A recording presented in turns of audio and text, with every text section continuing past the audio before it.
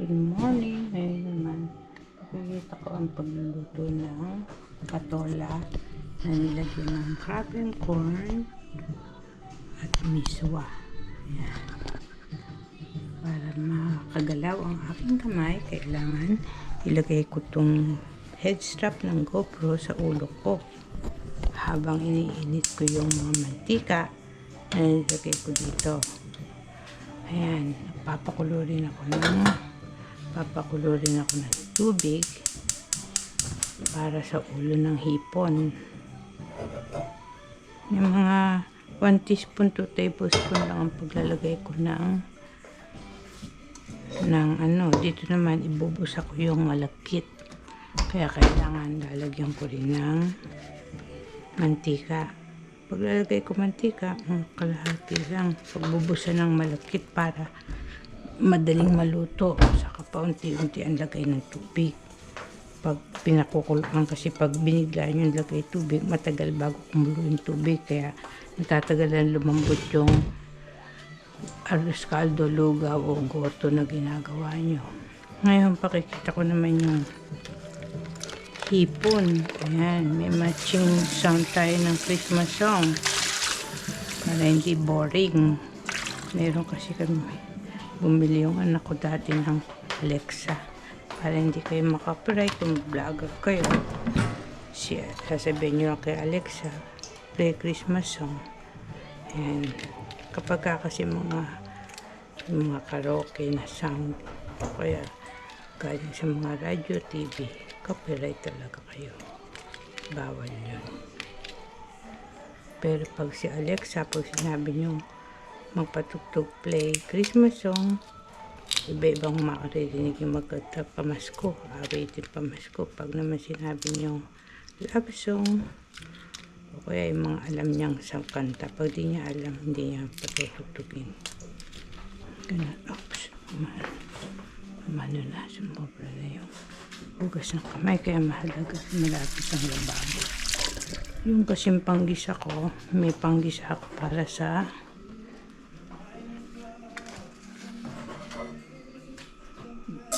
ayun sa apoy, saka hinihinaan ko yung apoy para hindi delikado.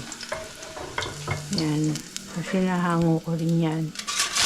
Ito ilulubog ko sa mantika para hindi dumakit yung bawang.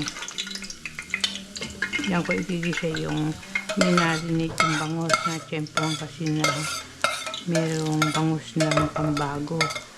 Paano ba malalaman kung bago o bilasa? Pag maitim ang hasang, bubulat-latin nyo ng tong. Pag maitim, ibig sabihin bilasa. Pagka mapula, may dugo-dugo pa. Magmimiswa pala sa manok to eh. Mag-aaros caldo kasi ako. Kaya kailangan puting o dilaw na sibuyas. Sa manok saka sa masarap ang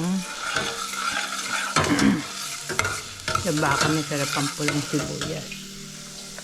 Ito kasing crab and corn. Para yan. Nag-demo kasi ako noon, hindi nakalapat yung GoPro. Kaya hindi nakita. Crab and corn. Pwede nyo diinan ng paganito. Sa manok to. Itong luya. Hindi ba ako maliliit. Para mabilis ma-digest sa kalumasa. Sa kapag mahal ang nabibili ng luya. Liliitan yung hiwa para makatipid. Malapit na magpasko. Sa manok to. Iwalay ko na nga. Para hindi mahalo.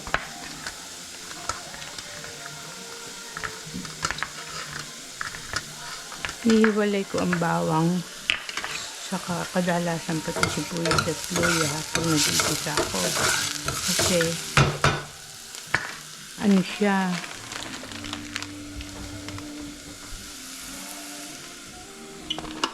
saka nilulusaw ito sa tubig. Hindi sinasama sa kulong tubig. Mamumuo. Bumabara rin kasi sa ano yun. Sa daluyan ng dugo. Kahit yung mga balat ng hipon. Kaya pinakukuluan ko lang yung ulo. Tapos yung kalahati, yung katawan, ginagawa ko, lalagay ko sa freezer pag marami na ginagawa kong kamarong rebusado. May pagluluto kasi kadala hindi ko na nabibidyo sa ngayon kasi may mga mahalagang topic. Pag may mga mahalagang mga dapat kayong mapapanood din sa YouTube, kagaya ng panonood nyo din ng mga balita para meron kayong alam. Nakakapag-participate kayo. Paano masusolusyonan mga problema. Malaga may lababo para nakapaghuhugas ng kamay. Malaga may tuwalya para napupunasan ka agad. Malaga din na may paper towel para kung may basa na pupunasan yung semento. Hindi kayo madudula. Ngayon, ito binabat ko sa durog na bawang. Nagsaing ako. Durog na bawang, asin, konting patis, tiniktik na bawang, saka suka. Ngayon, para safe, inop ko yung apoy dito sa kulong ng mantika para hindi ako matalsikan. Natalsikan na kasi ako. Mapapasin nyo, lagyan ko aloe vera saka Bactroban. Galing na siya. Wala kasi ditong sebo de macho. Sobrang naging peklat. Kung subscriber ko kayo, yung iba napanood nyo din. Inano ko yun.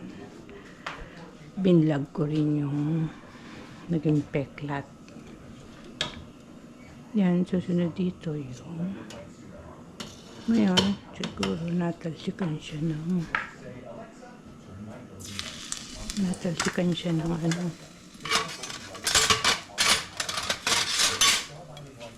ng bawang or sibuyas. Ayan, kumukulo na yung inop ko muna kasi baka magtalsik yung aking paperito. Mainit, malaga din. Meron kayong pot holder. Nilalaban yan. Pag madumi na, binababad muna sa tubig ng may detergent. Mga 6 na pirasong malaki.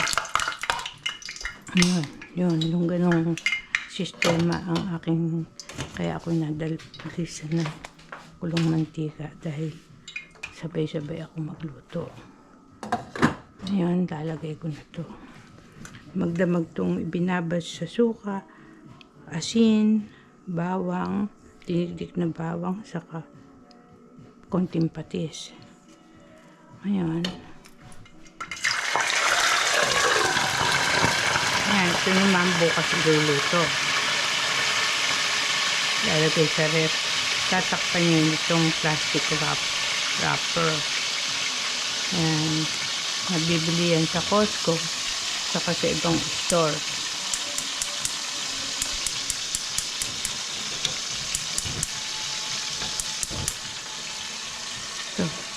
Ganito ang itsura niyan. Ito, stretch tight plastic food wrap. I-assemble nyo lang, may instruction para ikakabit nyo itong panggupit. Hahatakin nyo ng ganyan, tapos magugupit na siya. Kaya pagka ubos na yan, ubos na yung plastic yan, huwag nyo itatapon to. Kasi pwede nyo makagupit kayo ng mga plastic, gamit lang to, hindi tinatapon yan, reusable yan. Ito naman ang malagkit na nabili ko sa Island Pacific. Pasensya na Seafood City kasi wala kayong branch sa Fresno at Clovis, kaya puro Island Pacific ang pwede kong i-advertise, madalas kong ina-advertise. Ngayon kung magkakaroon kayo dito sa Fresno sa kasa ng branch, advertise ko rin kayo. Teka. Ito kasi pag nagpapakulo ng ulo ng hipon, ginagamitan ko na to smasher para hindi na ako nagdidiktik kasi yung pag nakakain kayo ng durog yung shell ng balat ng mga seafood kagaya ng hipon, alimango, mahirap matunaw yun, bumabara sa mga puso, delikado sa inyong kalusugan. Ngayon, nagisa ko na to para sa patola. Lalagyan ko siya ng tubig para malisaw. At iyon ang pinakapangpalasa ko dito sa patola. Ngayon, kung gusto niyo ng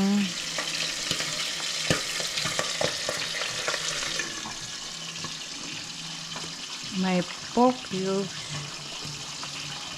depende sa inyo. Panlasa nyo. Pwede nyo rin lagyan ng lutong karne o natirang mga karne. Gaya ng pork. Yan, ganyan lang. Ayan ang pansabaw dyan. Ito naman, plano ko, itatapa ko mami. Yan, lalagay ko sa freezer. Tatapon na yung balat. Malala yung gamit.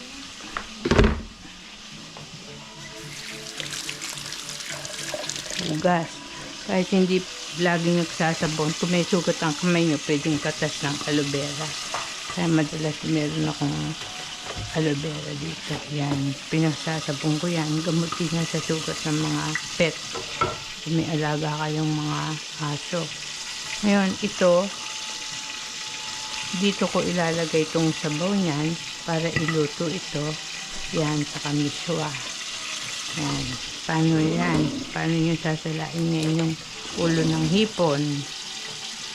Ayan, para maliit lang ang huhugasan ko, ito lang ang gagamitin ko.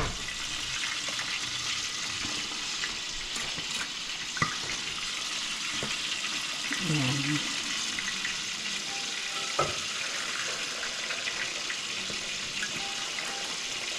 Napasobra ata ako sa sabaw. Kaya, bago nyo isi-serve, kailangan din titikman nyo.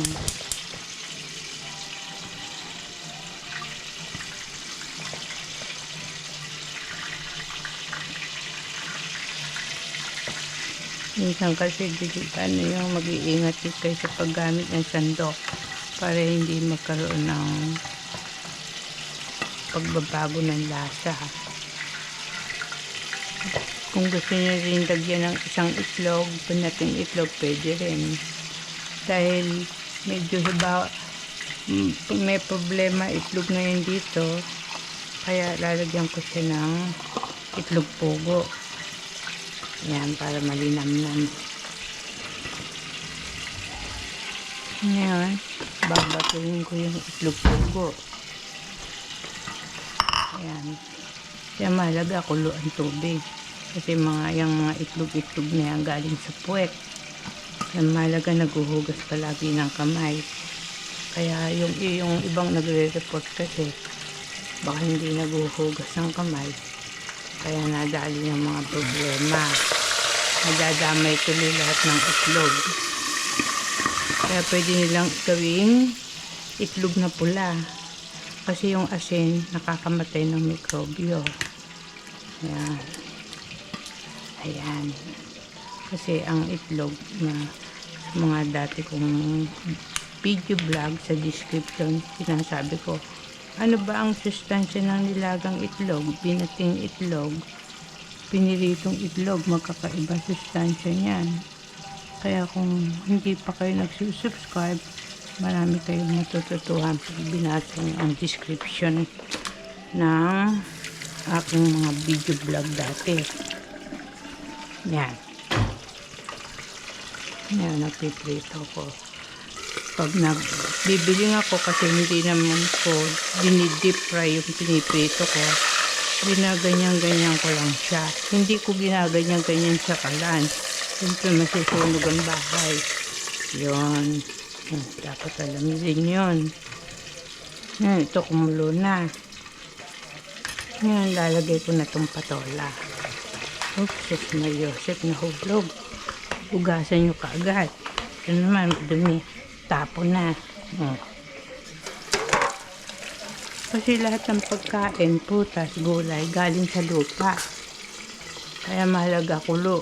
Kulo ang tubig, saka hugas ng hugas.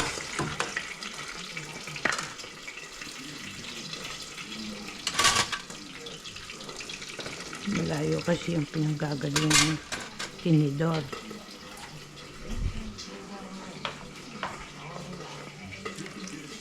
Ito naman, diretso na ito sa freezer. Yan. Sa susunod, maglalagay uli ako hanggang sa dumami bago ko gawin ng rebosado. O kaya, hinihiwa ko lang, binabalatan ko yan, hinihiwa ko sa gitna. O tapos,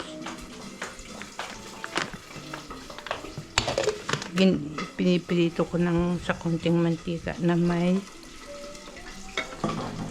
nor seasoning liquid.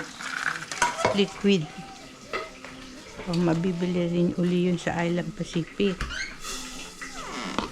Saka sa Seafood City Supermarket. Ayan. Ayan, tapo na. Hindi na yung kailangan, hindi kinakain ng mga balat ng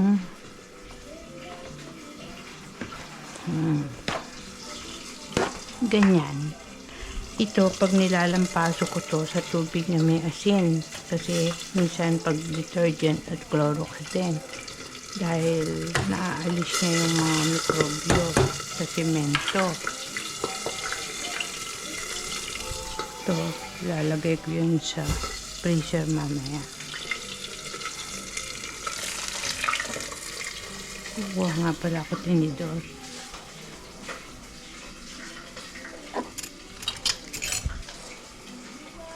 Yung mga isang takal na malapit ang ginagamit ko pag nagluluto ako ng lugaw o kaya goto, alos caldo. Pinipress ko kasi yung manok. Paano ko mag-alos caldo? Gusto sana ni Esther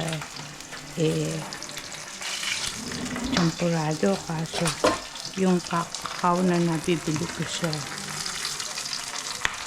Island Pacific wala na.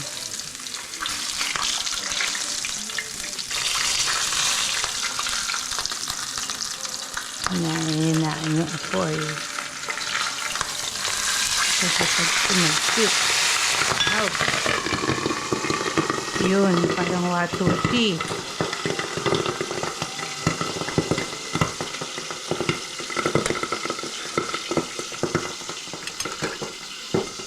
Yan, magbubugas na ako ng ito.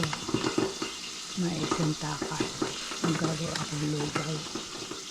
Pag sobra kasing dami, nakakalimutan kainin. Papanis.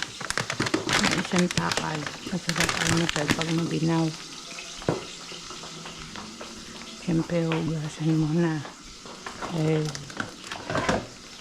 Para naalis yung isang beses ng hinugasan. Kung meron kayong mga tanim na puno na namumunga yung ano nito, yung pinaghugasan. Minsan niya iniinom ng pusa. Alaga namin pusa pinaghugasan.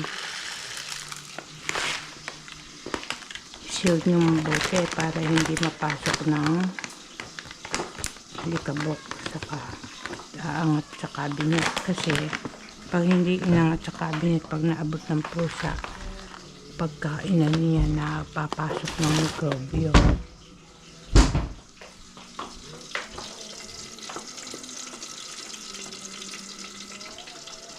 Yan. Yan, huhugasan ko na ito. Malagkit.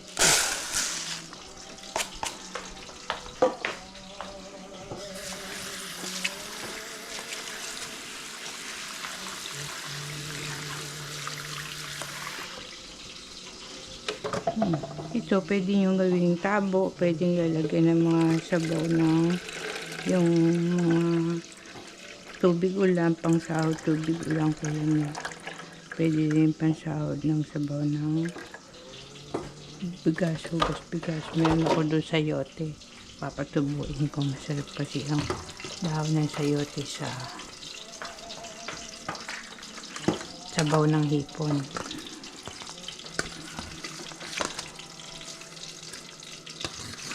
Yan, saka ko lalagay yan. Dito kasi nakalagay yung hulo ng hipon, kaya okay lang.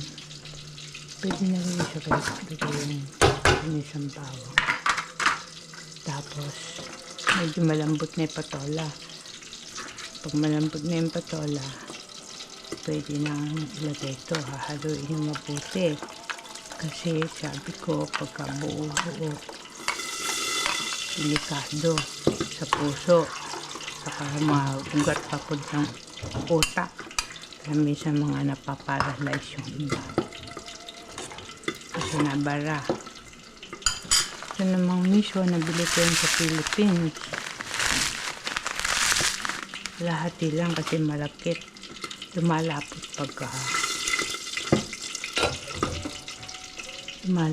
pagka sobrang dami ng miso Ngayon, pakikita ko naman sa inyo. Kung paano ako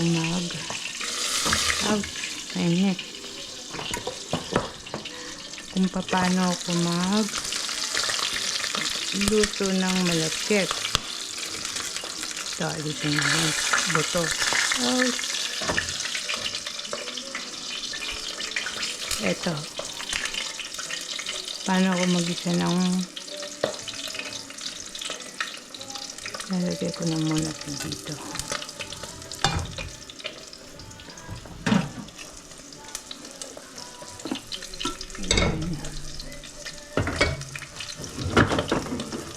Para matikman mamaya.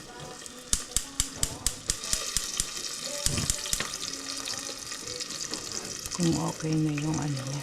Saka halo-haloin niya paminsan-minsan para hindi dumikit yung crab and corn. Tapos titikman nyo kung okay na siya in here.